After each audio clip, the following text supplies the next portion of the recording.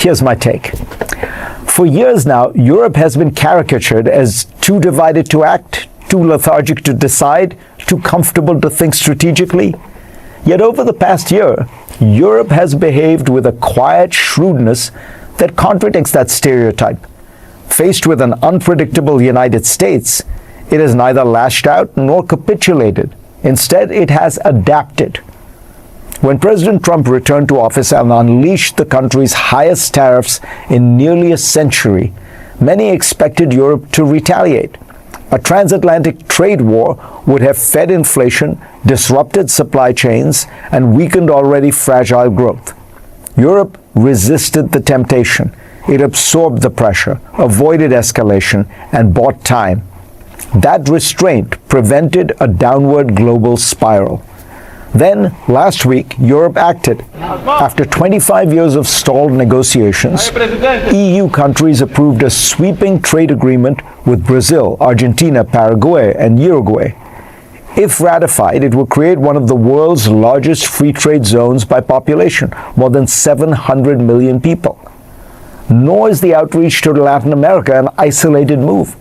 In recent weeks, Brussels and Beijing have signaled that they've resolved a fresh set of trade frictions that had threatened to turn into a broader confrontation over EV subsidies and market access. Europe remains wary of China's industrial policies and its political system, but the EU now views China as a necessary partner. At the same time, Europe has accelerated its outreach to Southeast Asia. The EU now has trade agreements in force with Singapore and Vietnam, has concluded negotiations with Indonesia, and is pushing ahead with talks across the region. The region, by the way, is already the EU's third largest trading partner outside Europe. This instinct to diversify is spreading far beyond Europe. Consider Canada.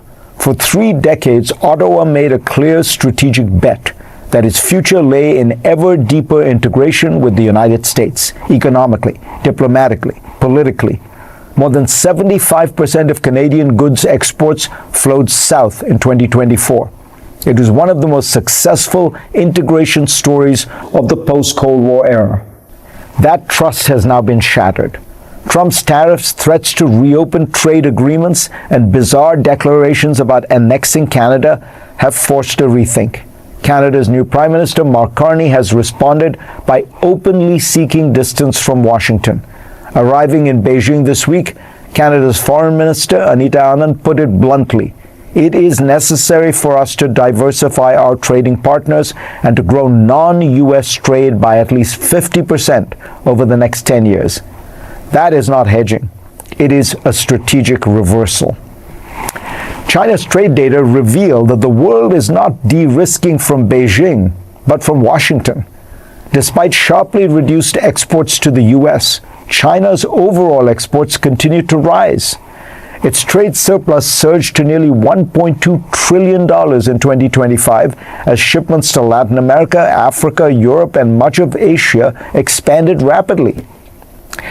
Tariffs did not wall China off from the world. They encouraged many countries to keep trading with Beijing. Public opinion reflects this shift. A major new poll by the European Council on Foreign Relations finds that in key emerging powers, India, Brazil, South Africa, the share of respondents who would prefer their country join an American-led bloc rather than a Chinese one dropped by between 15 and 19 percentage points in just 2 years. Among 10 European countries, only 16% now describe America as an ally.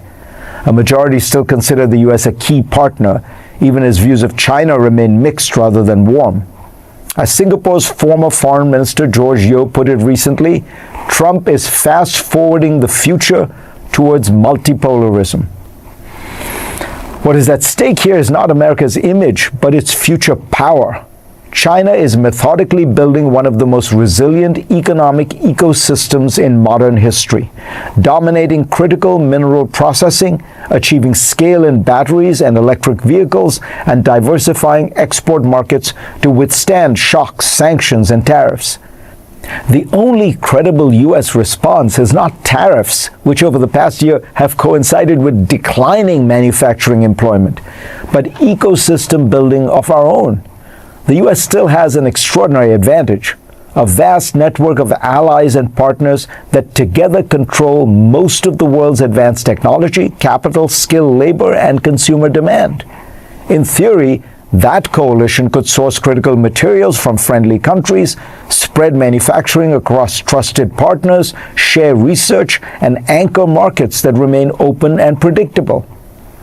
In practice, America has squandered much of that advantage by treating allies as transactional customers, weaponizing tariffs against them, and turning long-standing commitments into shakedowns. Washington has encouraged others to hedge. Most extraordinarily, the U.S. is no longer the trendsetter.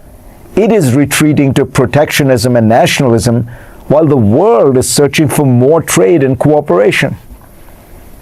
For decades, the global order was built on an American platform.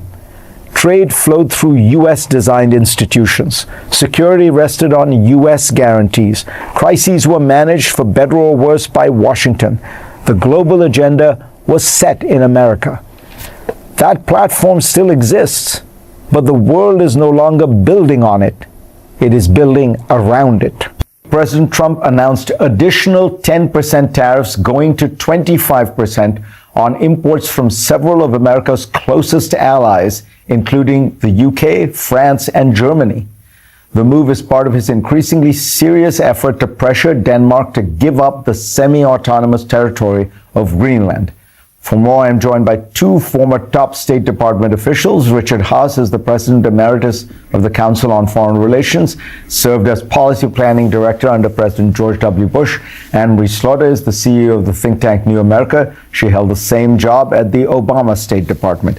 Richard, this strikes me as perhaps the greatest crisis in transatlantic relations, because I mean, you have the NATO member state, the United States, essentially threatening to annex territory from another NATO member state.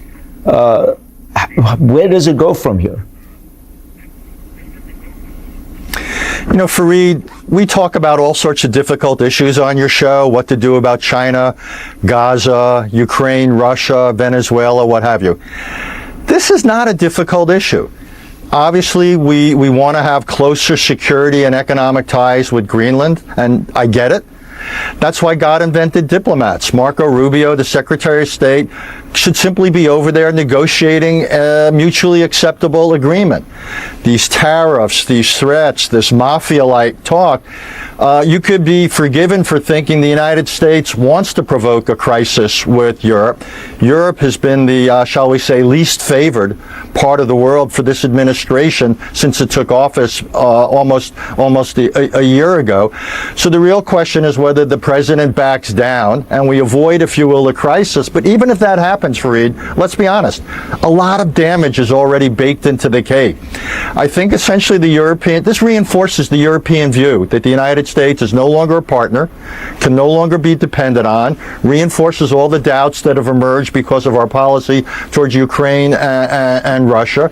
Essentially, it's what you were just talking about in your opening statement. This is just going to flip the perception of the United States as an ally, a partner, someone to work with, and increasingly we're either someone to work around or, even worse, work against.